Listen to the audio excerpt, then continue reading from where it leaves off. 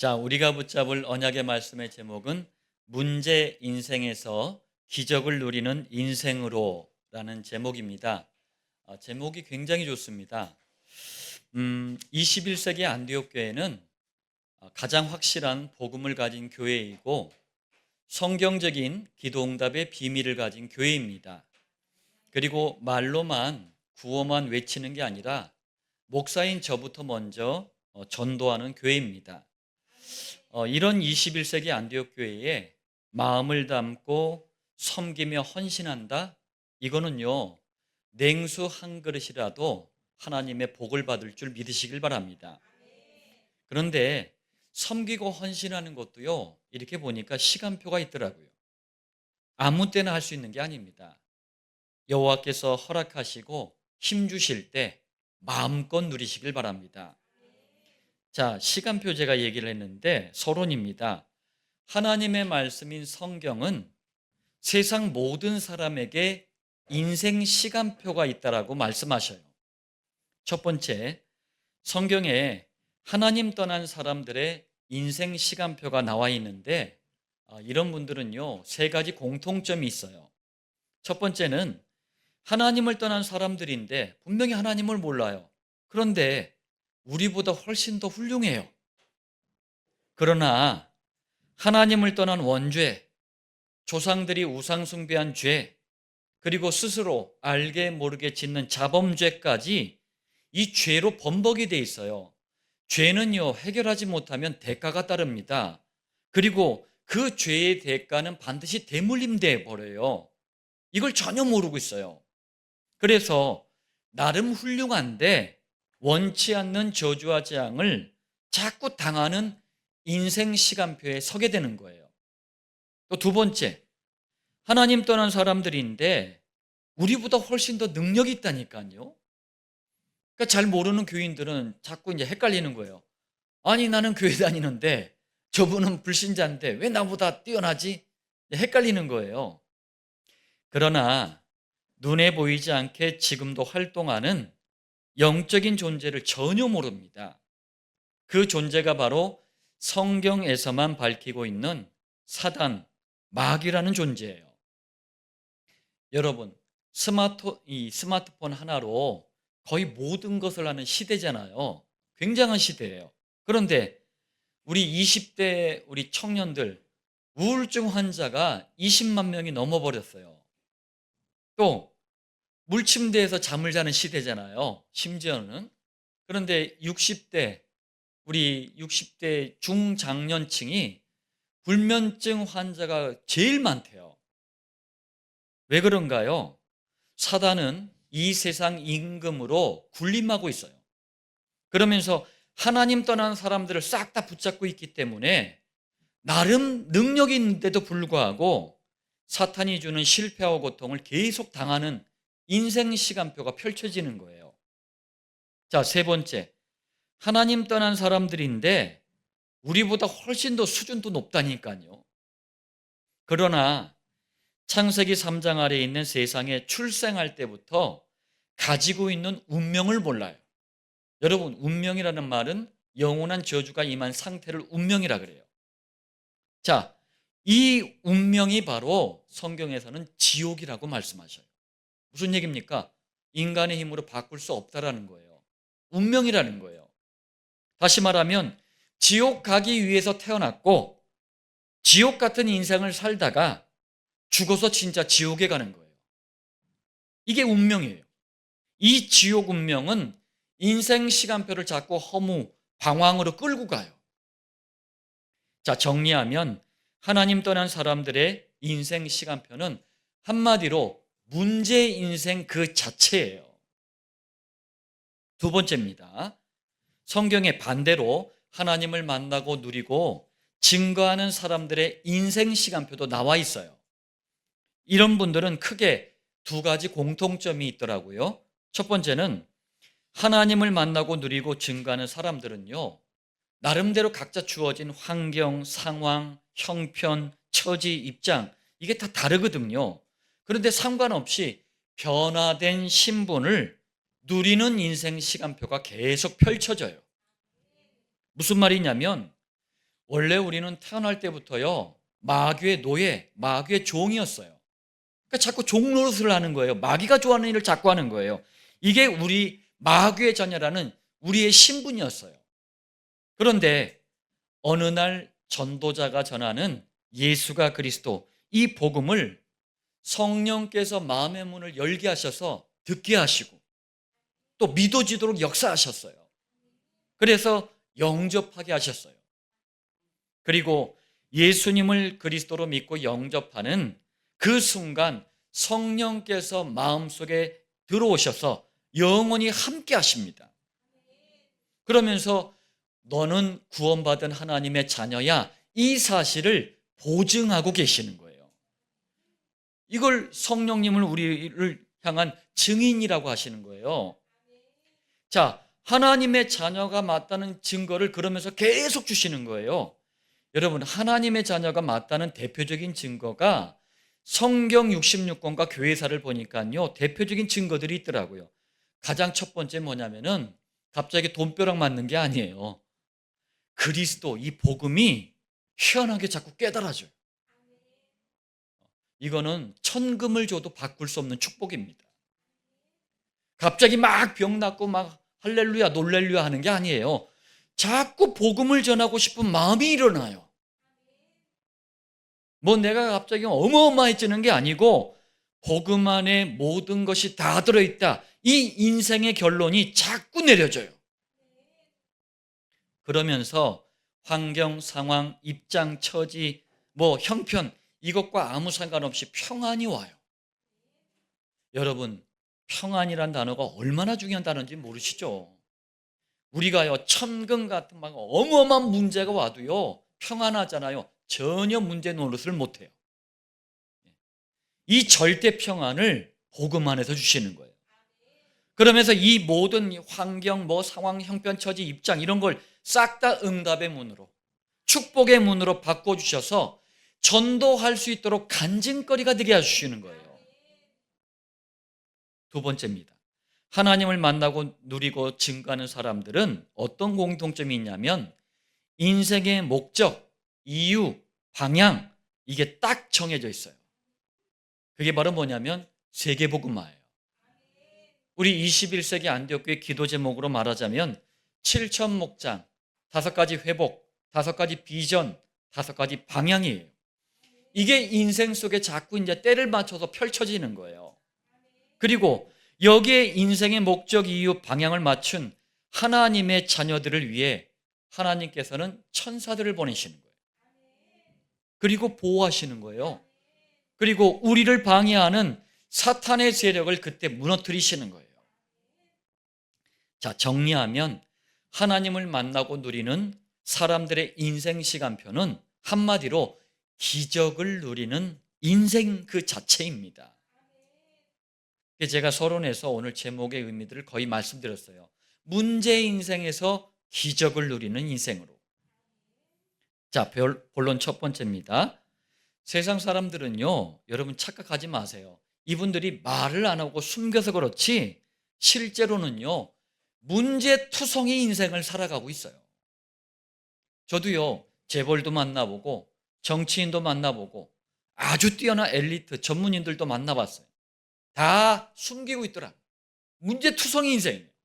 어떻게 해야 될지 손을 못 쓰고 있어요. 특히 전도 현장을 가보니까 4가지 문제로 사람들이 괴롭힘을 당하고 있더라고요. 첫 번째, 크고 작은 건강 문제 때문에 괴로움을 당하고 있어요. 여러분, 통계를 보니까 3만 가지 이상의 질병이 있대요. 저는 한 300가지 될 줄 알았는데 3천 가지도 아니고 3만 가지 이상의 질병이 있대요. 그러니까 사람들을 막 고통으로 몰고 가는 거예요. 그런데 과학도 발달하고 의학, 약물도 자꾸 개발되는데 질병을 정복을 못하는 거예요. 통계청 기준으로 안산시에 67만 명이 살고 있어요. 저희가 고려대학교 안산병원 전도하러 가잖아요. 안산 시민들은 다 아픈 것 같아. 아픈 사람들도 바글바글 대요. 미리 예약하지 않으면 진료도 못 받아요.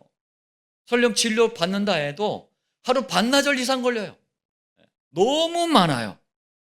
그런데 의사도 많고 약사도 많고 그리고 막 약물도 많고 의학도 발전했는데 어메나 감기 하나조차도 정복을 못하네.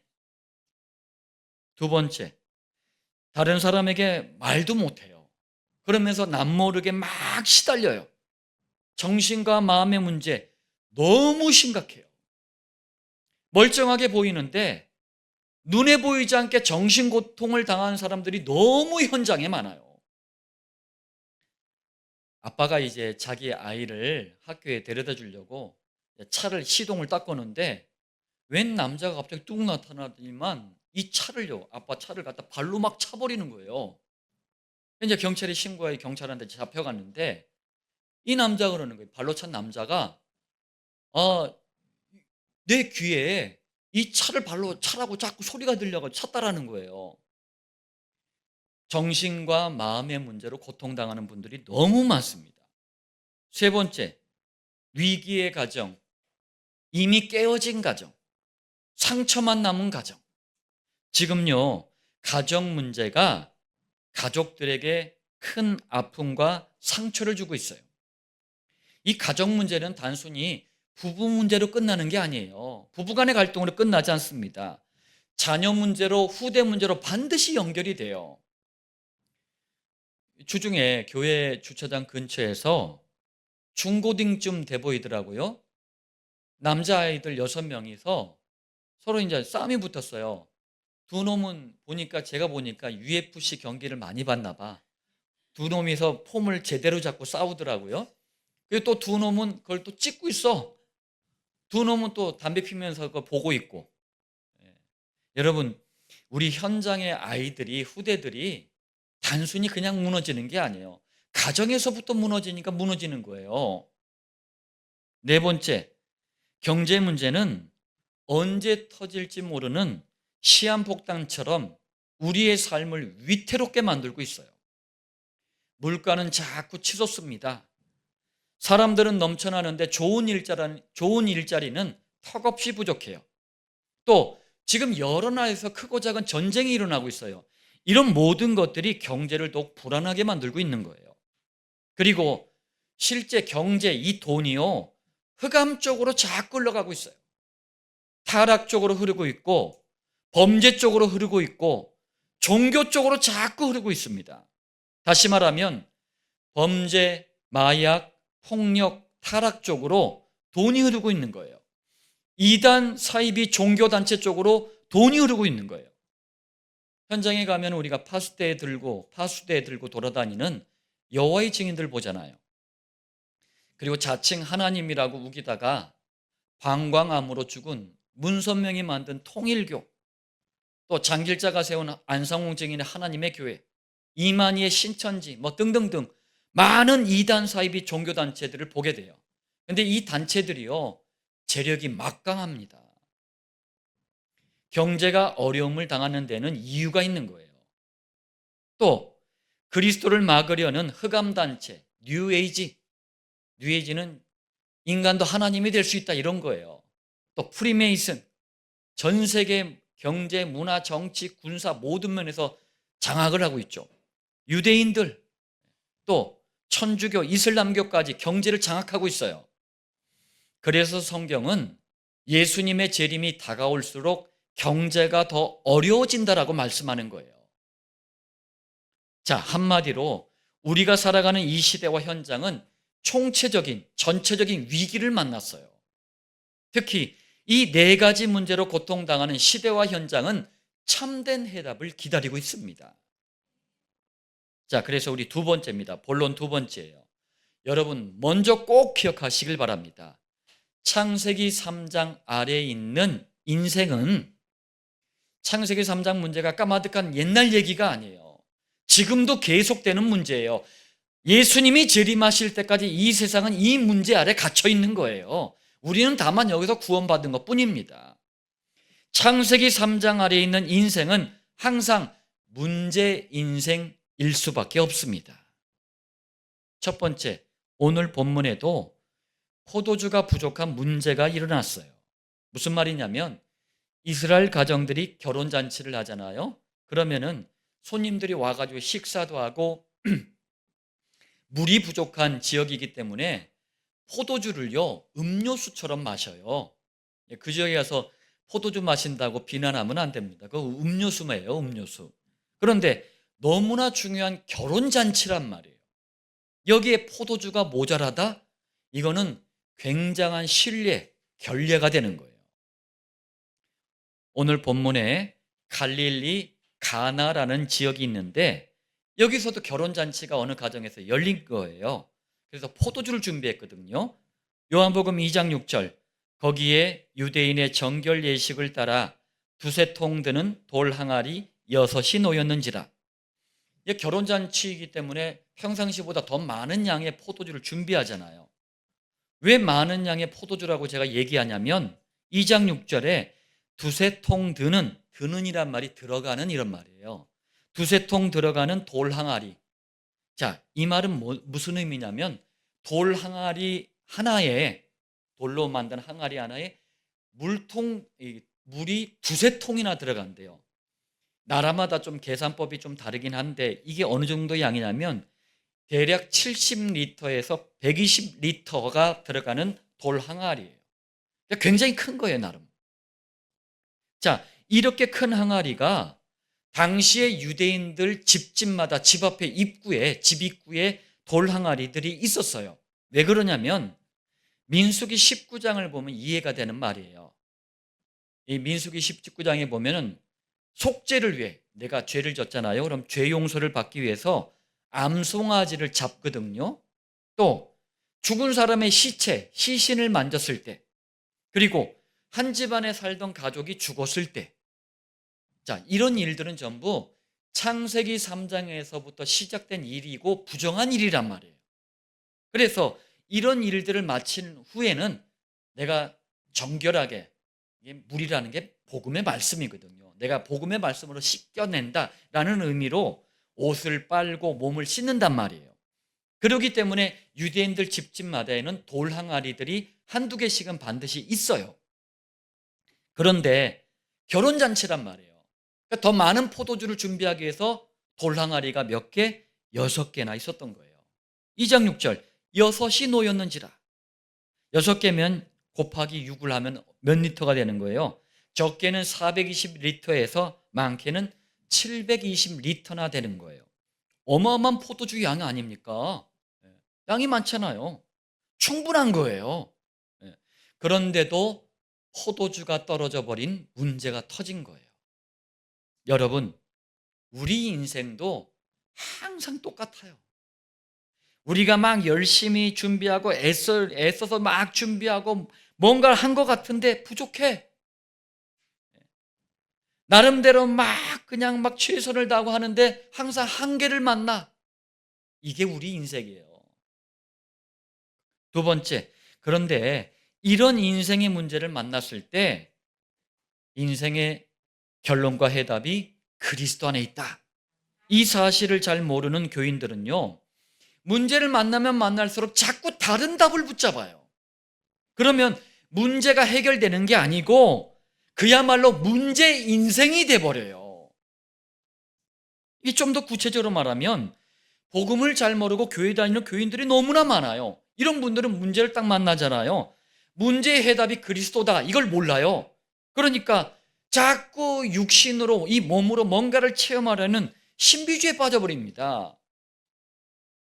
어떤 집사님이 밤 11시나 됐는데 저한테 전화를 한 거예요. 밤 11시에 목사한테 전화한다? 이거 중요한 일 아니면 안 하잖아요.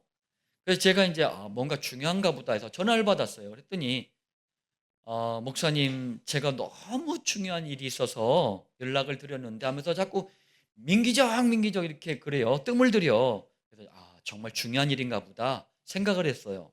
그랬더니 이 집사님이 제가 감기에 걸렸는데 기도원 가서 금식해야 될까요? 아니면은 부흥회 가가지고 불을 받아야 될까요? 막 이렇게 질문을 하더라고요. 여러분, 병원도 있고 약도 있잖아요. 하나님께서 이건 일반 은총으로 우리에게 주신 거예요. 잘 활용하고 적당하게 이용하면서 건강 유지하라고 주신 거예요. 그러면 될 일은 그러면 저렇게 처리하면 되는 거예요. 그러니까 자꾸 다른 걸 붙잡는 거예요. 또 가장 중요한 복음만 놓치고 교회를 다니는 이 교인들은 문제를 만나면 자꾸 종교적인 방법으로 문제를 해결해 보려고 해요. 뭐냐면 문제만 오면 금식 기도를 하러 가. 100일 작전 기도를 해. 일천번제를 해. 난리를 쳐요. 기도하러 갈 때도요. 그 엄청나게 큰 기도 제목 보따리를 끌고 가요. 끌고 가가지고 딱 앉아가지고 하나하나씩 꺼내면서 기도해. 하나님, 제가 지금 몸이 아프고 돈이 필요하고 뭐 대학을 합격해야 되고 뭐 해야 되고 딱 끌어내서 기도해. 그러면은 기도 제목 보따리를 끄집어냈으면은 그냥 놓고 가야 되잖아요. 또 다시 주워 담아. 그래, 그 다음날 또 기도 제목 그 보따리 또 들고 나타나. 코미디도 아니고 뭐 하는 겁니까 이게. 또 복음에만 관심이 없는 교인들은 문제를 만나면 온갖 인본주의를 동원합니다. 인본주의가 뭐예요? 내 방법, 내 노력, 내 열심, 내 수단이에요. 이걸 막 동원해요. 죽을 애를 쓰는 거예요. 어느 권사님 남편은 불신자예요. 남편이 불신자셨는데 이 권사님이 너무 염려, 근심, 걱정이 많아요. 조금만 문제가 터지잖아요. 난리를 죽여요. 그냥 막 불신자 남편 옆에 있는데도 뭐 그냥 여기저기서 막 전화하면서 이거 답 좀 줘, 이거 어떻게 해야 돼 막 하고 막 걱정을 막 태산같이 하고 막 그러니까 불신자 남편께서 보다 못해서 권사님 제발 하나님 좀 믿으세요. 네. 지금 아무것도 되는 일도 없는데 그냥 막 애쓰는 거예요. 교회를 다니면서도 그냥 다니는 정도가 아니라 열심히 최선을 다해 다니면서도 그리스도에 대한 참된 발견이 안 되니까 예수님을요, 잘 들어보세요. 어쩌다 한번 오시는 귀빈으로, 어쩌다 한번 오시는 손님으로, 내 심부름꾼처럼 이렇게 여기는 거예요. 이러면 그리스도께서 역사를 안 하시는 거예요. 내가 해결해야 되는 거야. 그래서 신비주의, 종교적인 방법, 인본주의가 자꾸 나오는 거예요. 항상 어렵고 쩔쩔매는 문제 인생밖에 안 되는 거예요. 세 번째, 이거는 우리를 향한 말씀입니다. 만약에 예수가 그리스도라는 복음을 듣고 있는데 중요한 한 가지가 안 되잖아요. 성도의 인생도 문제 인생이 될 수 있다는 사실에 주의하시길 바랍니다. 무슨 말이냐면 구원받은 성도라 할지라도 항상 여러분들 우리가 이 땅에 사는 동안에는 그리스도 이 복음을 누려야만 돼요. 그래야만 해결되는 문제가 많습니다.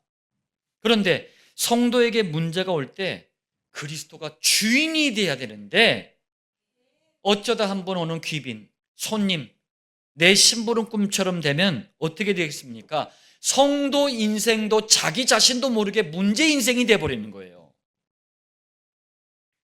그리스도가 귀빈으로만 초청을 받고 손님으로 여겨지고 심부름꾼으로만 여기는 인생은 계속해서 불신자도 아닌데 인생이 문제투성이 인생이 된다는 사실을 여러분들 명심하시길 바랍니다.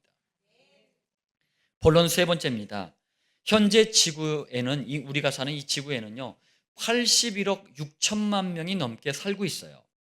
그런데 성경은 크게 세 종류의 사람으로 구분을 하고 있습니다. 첫 번째, 그리스도를 전혀 알지 못해요. 그런데 이런 사람들이 절대 다수를 차지하고 있습니다. 불신자라고 우리가 말합니다. 불신자는 그리스도를 듣잖아요. 무시해버려요. 아예 관심도 없어요. 설령 조금 들어도요. 그걸 종교적으로 이해하고 학문적으로 이해를 해요. 그러니까 그리스도가 해답이 아닌 인생을 불신자라 그래요. 두 번째, 그리스도를 듣긴 들었어. 그런데 귀빈으로, 손님으로, 심부름꾼으로 붙잡고 심지어는 이용을 하는 사람들이 있어요. 그 사람들이 또 숫자도 많아. 교인들입니다. 다시 말하면 교회를 다니는데 열심히 최선을 다해서 다니는데 그리스도가 누구신지 몰라요. 그리스도에 대해서 관심도 없어요. 그러니 영접하는 비밀도 모르는 사람들을 교인이라 그래요. 교인의 숫자가 너무 많습니다. 안타까워요.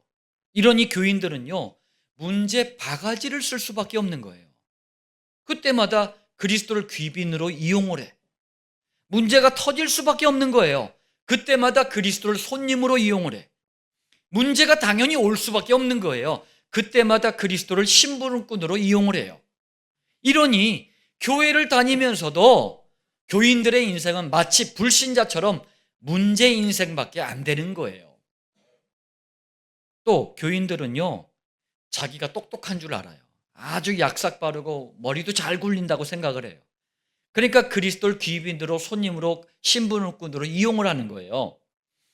이런 교인들을 그리스도께서도 이렇게 대접을 합니다. 요한복음 2장 4절, 내 때가 아직 이르지 아니하였나이다. 예수님께서 말씀하신 내 때가 뭘까요? 그리스도께서 주인으로 일하실 때, 그때를 말씀하는 거예요. 다시 말하면 그리스도를 주인이 아니라 손님, 귀빈, 심부름꾼처럼 대접하면 역사를 안 하신다는 거예요. 역사라는 게 뭐예요? 그리스도께서 일을 안 하신다는 거예요. 당연합니다. 왜요? 항상 주인에게만 모든 책임이 있는 거예요. 주인이 모든 일을 주관하기 때문에 주인에겐 책임이 있는 거예요. 그런데 손님, 귀빈, 심부름꾼은 책임이 없는 거예요. 주인이 아니잖아요. 무슨 말인지 여러분들 들려주시길 바랍니다. 옛날에 목욕탕에 가봤더니 입구에 이렇게 써놨더라고요. 귀중한 물건은 목욕탕 주인에게 맡기십시오. 맡기지 않은 물건은 책임지지 않습니다. 당연해요. 내가 귀중품을 실수로 가져갔다. 주인에게 맡겨야 돼요. 그 주인에게, 목욕탕 주인에게. 그런데 분실했다 그러면 목욕탕 주인에게 책임이 없는 거예요. 교인들이 그리스도를 이렇게 귀빈, 손님, 심부름꾼으로 대접을 하니 그리스도께서도 역사하실 이유가 없는 거예요. 주인도 아닌데 왜 역사를 해요? 어느 집사님 한 분이 저를 만나자고 해서 교회에 찾아왔어요. 이분이 서류 뭉치를 두께가 한 이따만큼 되더라고. 서류 뭉치 이따만 걸 봉투에 담아가지고 온 거예요. 그러면 저한테 하는 말이, 목사님, 제가 지금 사업을 시작하려고 좀 계획을 짜놨습니다. 목사님, 쉬게 기도해 주십시오. 쉬게 기도해 주십시오. 그래서 참 교인 미안하지만 교인들이 거의 이런 식이에요. 성령님의 인도를 따라서, 강단의 인도를 따라서 뭔가 인도를 받지를 않아요. 자기 경험대로, 자기 배경대로, 자기가 뭐 인본주의대로 막 일을 벌려놔요. 그러면서 하나님은 내 심부름꾼이야. 나를 책임져 줘야 돼. 하나님은 내 손님이고 귀빈이야. 그냥 알아서 내 거 챙겨줘야 돼. 저희 이런 식인 거예요. 그리스도가 액세서리예요. 이러면 그리스도께서 역사하지 않는 거예요. 세 번째입니다. 그리스도를 인생의 주인으로 모시며 살아가는 참된 신앙인이 있어요. 근데 이 소수의 성도가 있습니다. 성도는요, 그리스도가 인생의 주인이에요.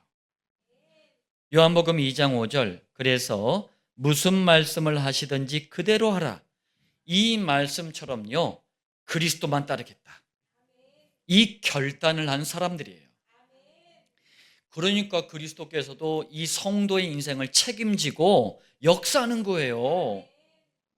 성도는 인생의 주인이 그리스도이시기 때문에 철저하게요, 하인, 종의 자세를 가져요.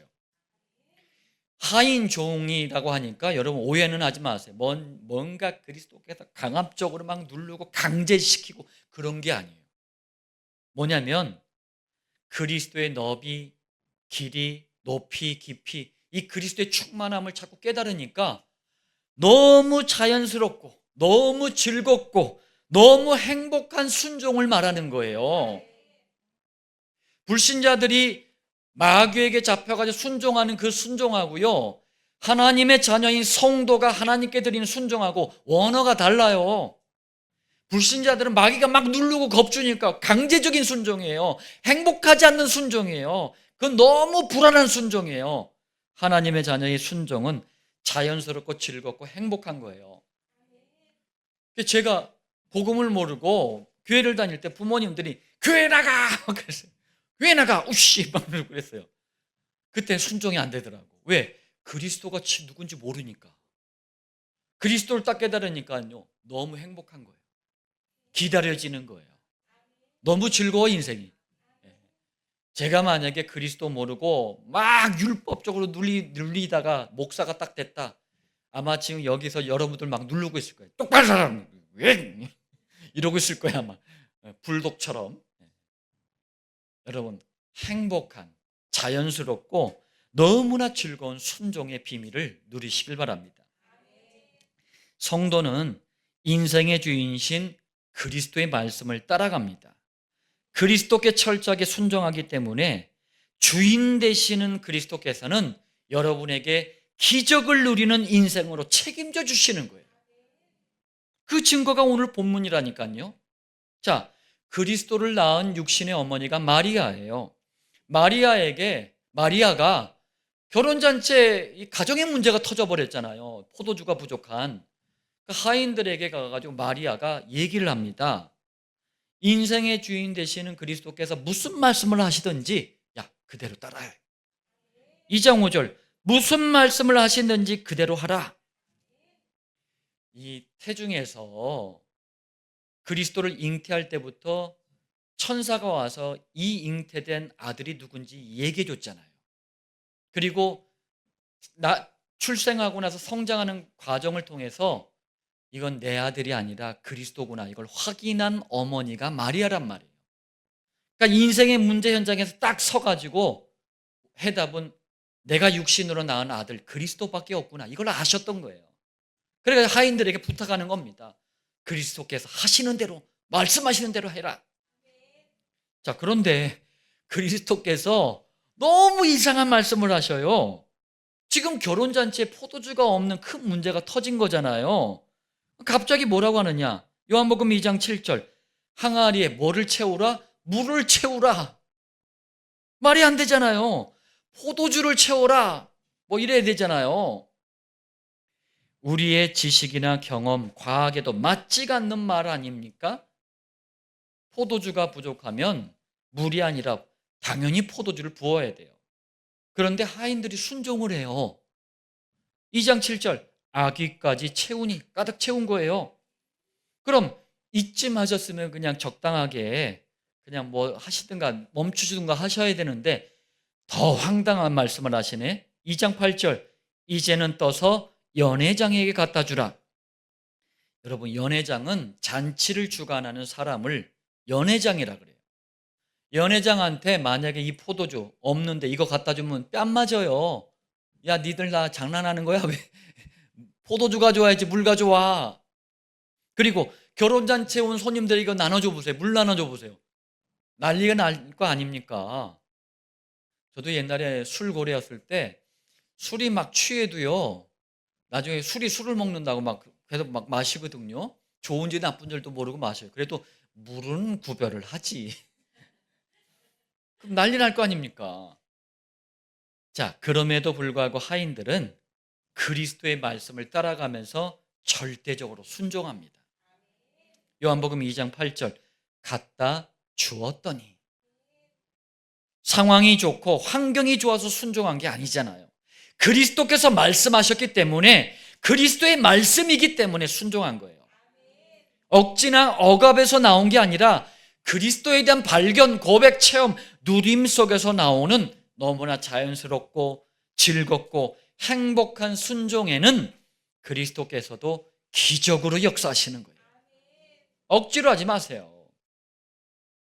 요한복음 2장 9절로 10절 연회장은 물로 된 포도주를 맛보고도 맛을 본 거예요. 먼저 연회장이니까 내가 얼마나 좋은지 맛을 봐야 되잖아요. 그랬더니 후반에 뭐라고 얘기합니까? 신랑을 불러요. 왜요? 감동한 거예요.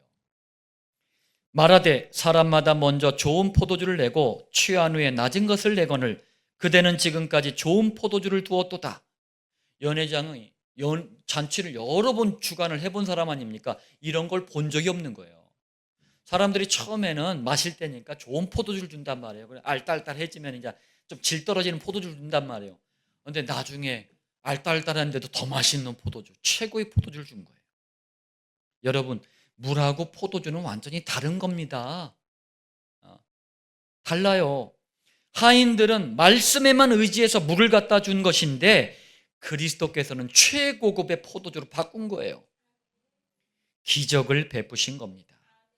그리고 더 놀라운 사실은 결혼잔치에 참여한 모든 사람도 이 기적에 함께 참여하면서 큰 기쁨을 맛본 거예요. 여러분 가정에 한 사람이라도 좋아요. 제대로 믿음 위에 서잖아요. 가족 전체가 기쁨을 맛봅니다. 이 시대가요, 우리 당대와 우리 후대 그루터기가 제대로 복음 가지고 있으면 이 시대가 살아나는 거예요. 우리가 그리스도의 말씀을 따라가면서 그리스도께 순종하면 우리 자신뿐만 아니라 우리와 함께한 모든 사람도 그리스도께서 베푸는 기적을 누린다는 사실을 기억하시길 바랍니다. 언제든지 구원받은 성도의 인생 기적은 요한복음 2장 5절 말씀처럼 무슨 말씀을 하시든지 그대로 하라. 여기에서 시작이 되는 거예요. 그리스도를 따라가세요. 여러분 대신 오해는 하지 마세요. 따라간다는 말을 잘 알아들으셔야 돼요. 말씀을 지켜라, 말씀대로 살아라 이 말이 아니에요. 그건 불가능해요. 말씀은 따라가는 거예요. 지킬 수 없으니까 따라가는 거예요. 말씀대로 살 수 없으니까 방향을 맞추고 따라가는 거예요. 오늘 이 말씀 앞에서 질문하시길 바랍니다. 81억 명 중에 나는 어떤 종류의 사람인가? 한번 질문해 보세요. 자, 결론입니다. 문제의 인생에서 하나님의 기적을 누리는 인생으로 바뀌는 시간표가 있어요.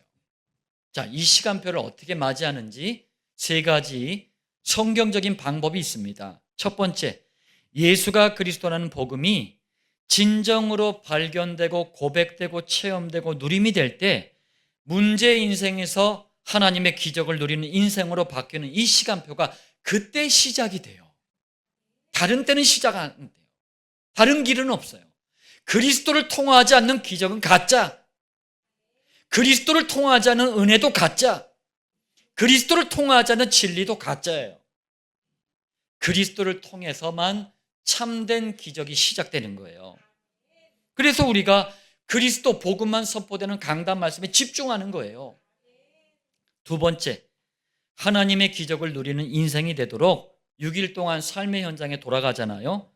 그리스도를 내 인생의 주인으로 각인 뿌리 체질로 만드는 일을 해야 됩니다. 그게 강단 말씀을 붙잡고 기도하는 정시기도예요. 사람들이 육신적인 일이 터지면 이런저런 기도를 많이 합니다. 그런데 문제는 뭐예요? 기도도 조금 하다 보면 할 게 없어. 그리고 그 문제가 조금 호전이 되면 그나마도 말어. 그러니까 기도가 지속이 안 되는 거예요. 한 주간의 첫 시작이 주일입니다. 주일날 말씀을 주시는 이유가 뭡니까? 말씀의 인도를 받으라는 거예요. 말씀을 따라가라는 거예요. 그래서 강단 말씀을 여러분들 한 주간에 주시는 약속으로 붙잡고 이 속에서 그리스도를 깊이 묵상하세요. 그러면 이 정시기도 시간이 문제 인생에서 기적을 누리는 인생으로 본격적으로 바꿔주는 시간표가 돼버려요. 세 번째입니다. 자, 그리스도만 선포되는 강단 말씀의 가치와 축복을 알았어요. 그리고 여기에 뿌리를 내리는 정시기도에 성공을 했어요. 그러면 그야말로 문제 인생에서 기적을 누리는 인생으로 완전히 바뀌게 돼요. 그럼 사람들이 그러잖아요. 뭔가 기쁜 일이 있으면 말하게 돼 있잖아요. 그걸 증인이라 그래요. 그리스도를 통한 증거를 붙잡은 증인. 증인은 말하는 게 너무 쉬워요. 왜? 내가 체험한 거기 때문에. 우리 여성분들 남편분이 꽃 하나 줘도 자랑하잖아요. 최명 집사님 가정이 일부러 꽂아놓는 것 같아. 자, 우리 뭐 하나도 받아도 뭐 저는 안 주니까 자랑해야 되잖아요. 너무 감사하잖아요. 근데 하물며 그리스도를 통해서 우리가 응답받았다. 얼마나 기뻐요. 증인으로 말하게 돼 있어요. 이게 전도고 이게 목장이에요. 목장은 문제 인생에서 하나님의 기적을 누리는 인생으로 완전히 바꾸는 축복입니다. 이 시간표가 바로 목장이에요. 자, 오늘 문제 인생에서 기적을 누리는 인생으로 이 언약의 말씀을 문제 만난 우리 인생의 현장에서 참된 해답으로 누리는 응답이 있기를 살아계신 주 예수님의 이름으로 축원드립니다.